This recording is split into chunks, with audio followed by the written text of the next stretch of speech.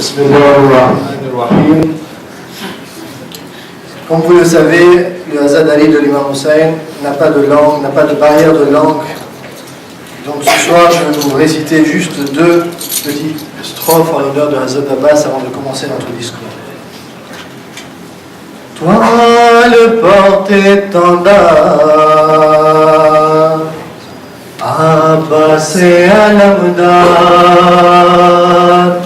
Toi le porte-étendard, Abbas et Alamdar.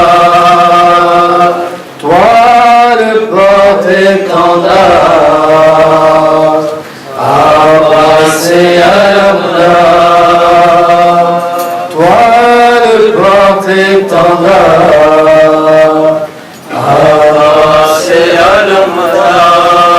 Tu t'es dans un cœur vaillant, ne supportant la soif des enfants. Tu t'es dans un cœur vaillant, ne supportant la soif des enfants. Tu es celui que l'Euphrate pleura. Tu es celui que l'Euphrate pleura. Tu es l'espoir de Sakina. Toi le porte-étendard, Abbas et Alamdar. Toi le porte-étendard, Abbas et Alamdar. Il fut un temps où Saint te berçait, il en était où il te secouait. Il fut un temps où Saint te berçait, il en était où il te secouait. Tu es la fierté de ton Mawla. Tu es la fierté de ton Mawla. Tu es l'espoir de Sakina. Toi le porte-étendard, Abbas et Alamdar. Toi le porte-étendard, Abbas et Alamdar. Muhammad wa Ali Muhammad. Je m'excuse avant tout pour mon absence d'hier, mais ce fut un mal pour un bien puisque Cheikh Ishaq a pu nous présenter son ouvrage. Nous nous sommes quittés avant-hier, sur le message suivant. Nous avions la critique facile vis-à-vis des sociétés dans lesquelles nous vivions. Nous ne nous arrêtions finalement qu'aux différents mots et idéaux que nous avons et oublions de prêter attention aux efforts accomplis par ces sociétés pour en être là où elles en sont aujourd'hui. Nous avions également dit que nous vivions dans une société multiculturelle, où les différences sont nombreuses, et nous avions également dit que le but de toute société, c'était l'harmonie. Sachant que l'harmonie étant le but de la société, dans notre cas, nous qui sommes musulmans d'origine indienne, vivant en communauté dans une société française, avec ses défauts et ses qualités, eh bien, est-ce que l'harmonie révèle du fantasme ou bien du rêve réalisable? Avant même d'en débattre, j'aimerais partager avec vous une interview. L'interview d'un sacré monsieur. Un monsieur prix Nobel de la paix, 1984. Un Sud-Africain. De qui est-ce que je parle? Mandela. Vous avez dit Mandela, mais c'est pas Mandela. Comme quoi, il s'agit d'un archevêque sud-africain, du nom de Desmond Tutu. Voilà. Grand monsieur qui a lutté tout autant que Nelson Mandela pour la fin de l'apartheid. Un jour, on lui a posé une question sur la paix, sur l'harmonie, sur ce qu'il pensait de la société humaine. Et sa réponse est très poignante. Il dit, je cite, « Le rêve de Dieu, je répète, le rêve de Dieu consiste en ce que vous, moi, nous tous, nous réalisions que nous sommes une famille, que nous avons été créés pour la coexistence, l'altruisme et l'empathie. » La suite est encore plus belle. Il dit, dans la famille de Dieu, il n'y a aucun égaré, il n'y a aucun ennemi. Noir et blanc, riches et pauvres, juifs et arabes, chrétiens et musulmans, hindous et bouddhistes, pakistanais et indiens, tous appartiennent à la même famille.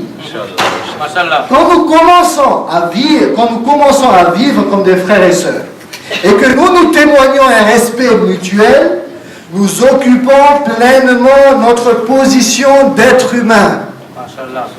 Ça rejoint un peu le malice de Sheikh. Quel beau rêve, n'est-ce pas? Utopique? Je ne pense pas. Vous et moi croyons en un Dieu idéaliste, un Dieu fédérateur, un Dieu qui a créé lui-même cette différence entre nous. C'est lui qui a créé cette multiculturalité. Qui serions-nous pour la remettre en question? S'il l'a créé, eh bien, il a sans doute laissé les clés pour que ce rêve se réalise. Chère Assemblée, l'harmonie ne peut exister que si vous et moi devenons acteurs de certains principes. Quels sont ces principes? Nous allons en expliciter deux ce soir. Le premier est celui du respect mutuel. On ne s'attardera pas sur ce premier principe, puisque Sheikh, dans son hadith d'hier, nous a fait part de cet aspect-là de notre religion. Mais si je reprends la citation de M. Desmond Tutu tout à l'heure, il a dit quoi? Il dit, quand nous commençons à vivre comme des frères et sœurs, nous témoignons, et que nous témoignons un respect mutuel, nous occupons pleinement notre place d'être humain, notre position d'être humain. Ça a l'air banal. Tant nous entendons parler de respect, le parent répétera 5 fois par jour ou 10 fois par jour à son enfant qu'il faut respecter papa et maman, respecter sa famille, respecter ses frères et sœurs et tout ce qui suit. L'employeur dira aussi à son employé qu'il faut respecter des consignes, il faut respecter telle ou telle procédure de sécurité, etc. D'accord? Et on peut continuer comme ça à l'infini. Il y a plusieurs choses dont on entend parler lorsqu'on parle de respect. Mais ça, ma chère Assemblée, ce n'est que la partie superficielle.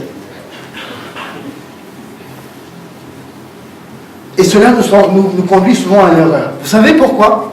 Parce que respecter l'autre, ce n'est pas avoir peur de lui.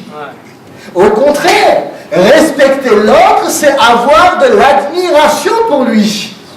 L'admirer, non pas parce qu'il a de beaux cheveux, ou d'un beau visage, ou de beaux vêtements, un bel iPad, un beau smartphone, de belles chaussures, etc., etc. Tout ceci n'est que la forme.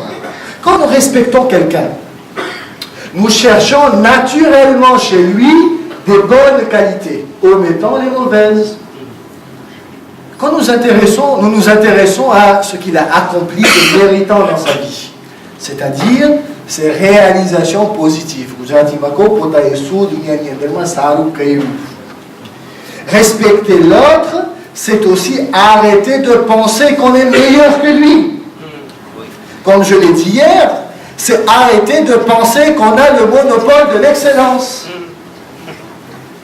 À l'époque du décès de Nelson Mandela, celui dont vous avez cité le nom tout à l'heure, je suis venu ici faire un discours. Et un événement m'avait particulièrement bouleversé. Alors que l'humanité, Nelson Mandela c'est une personnalité, vous êtes d'accord avec moi, l'humanité venait de perdre un illustre défenseur. Et vous savez quoi? La question qui animait nos communautés, la question qui faisait débat dans nos communautés, elle était la suivante. Nelson Mandela ira-t-il au paradis ou en enfer? No comment. No comment. Chez Assemblée, on a tous entendu parler de Siddhartha Gautama. Ça vous dit quelque chose? Oui, Siddhartha. Siddhartha, c'est Bouddha. Monsieur Bouddha, là, il a dit quelque chose de très intéressant. Il a dit, respectez-vous les uns les autres. Abstenez-vous de rivalité. L'huile et l'eau ne se repoussent-ils pas? Alors que le lait et l'eau s'associent de manière harmonieuse. C'est bien beau tout cela dans la théorie, n'est-ce pas? Mais le respect mutuel, respecter autrui, c'est quoi dans la pratique? Les exemples sont légion, il y en a des masses, et je pense qu'on entendra encore d'autres exemples d'ici la fin du Muharram. Mais à mon humble avis, le premier échelon du respect, c'est déjà faire preuve d'humilité à son égard et de ne pas se considérer comme toujours étant les meilleurs. Posons-nous la question suivante. Posons-nous la question suivante. Dans nos sacro-saintes communautés, combien y a-t-il eu de Nelson Mandela? Combien y a-t-il eu de Mère Teresa? Combien y a-t-il eu d'Abbé Pierre? Combien y a-t-il eu d'Hatim Taïb?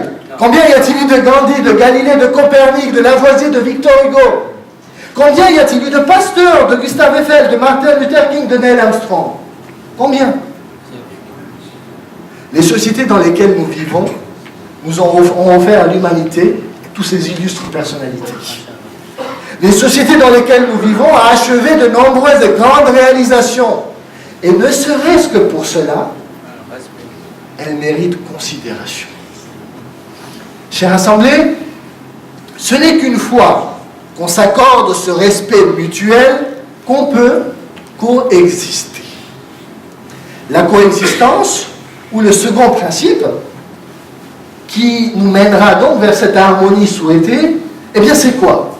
Coexistence, ça veut dire vivre avec. Le mot est important, vivre avec. Vivre avec, c'est quoi? C'est dépasser notre culture pour aller vers l'autre. L'autre qui, lui, est différent de nous. Coexister, c'est s'approprier ce que l'autre a de meilleur en lui offrant ce que nous avons de meilleur. Pour mieux comprendre la coexistence, allons faire un tour dans la nature. Vous savez, la nature, moi j'adore la nature. C'est un professeur émérite depuis 4,5 milliards d'années. Et ce qui est fantastique avec ce professeur, c'est qu'il a une méthodologie très pédagogique. Il sait tout démontrer par l'exemple. Et pas que cela, il a toujours un exemple de ce qu'il faut faire et de ce qu'il ne faut pas faire. Qu'est-ce que nous enseigne la nature, donc, à propos de coexistence? Alors, la première forme de coexistence qu'on va avoir, eh bien, c'est ce qu'on appelle le parasitisme.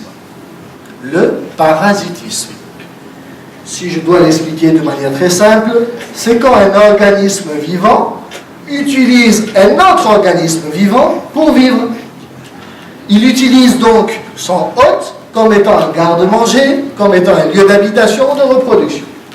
Nous faisons souvent l'expérience du parasitisme, hein, notamment avec les poux, les puces, les punaises, les teignes. D'accord? C'est d'où l'expression française, c'est une teigne, hein, de quelque chose dont on n'arrive pas à se débarrasser. La seconde forme de relation de coexistence qu'on peut trouver dans la nature, eh bien, c'est celle de la compétition. La compétition, plusieurs espèces obéissent à la loi du plus fort. La loi du plus fort est toujours la meilleure selon La Fontaine. On retrouve souvent cela dans la savane. Et ceux qui ont vu le roi lion, ils peuvent comprendre ce que je suis en train de dire. Le plus fort a la main mise sur les ressources, privant les plus faibles de leur minimum vital. Maintenant, deux formes de relation, deux formes de coexistence. Le parasite et le plus fort. Maintenant, deux formes que l'on retrouve dans ce règne animal et que l'on retrouve dans nos sociétés humaines. L'homme, malheureusement, agit comme un parasite parfois.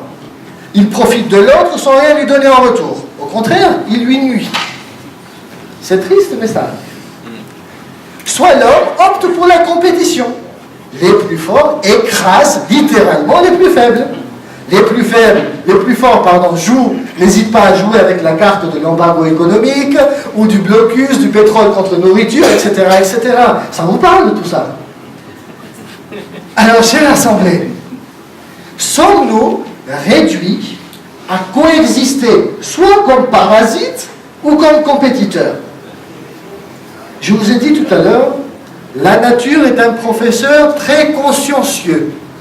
Il sait nous dire ce qu'il ne faut pas faire, mais il sait aussi nous dire ce qu'il faut faire. Quelles sont donc les alternatives que nous propose la nature? La réponse, demain, même heure et même lieu. Salut à Muhammad wa alayhi.